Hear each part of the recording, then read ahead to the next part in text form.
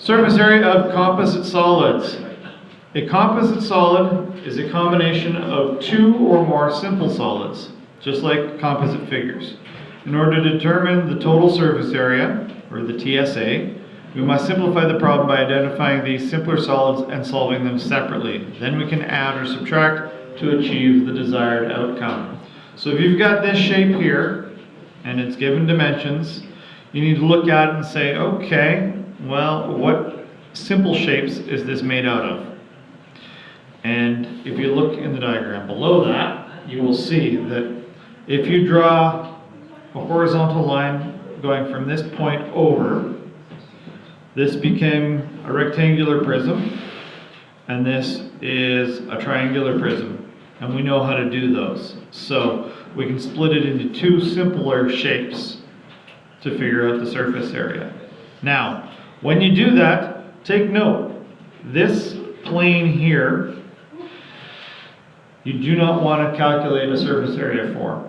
So that's the bottom of this guy, you can ignore.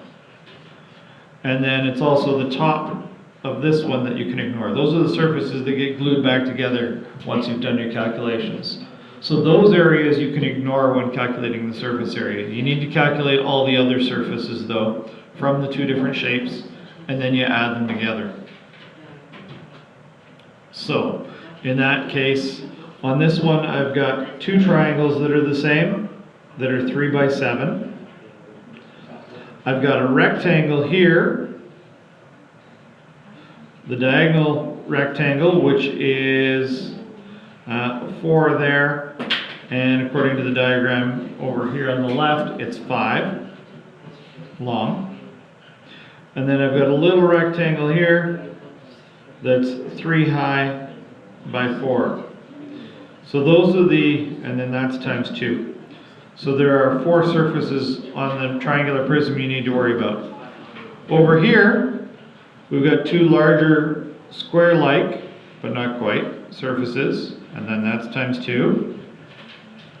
We've got the sides,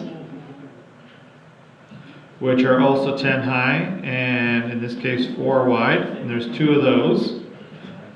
And then we don't have 2 here for top and bottom, we only have the bottom, which in this case is 7 by 4.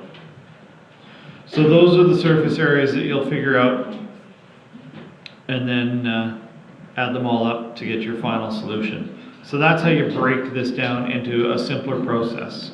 So, next page, there's a couple of examples for you to try. There's one here where we've got a block missing a circular section.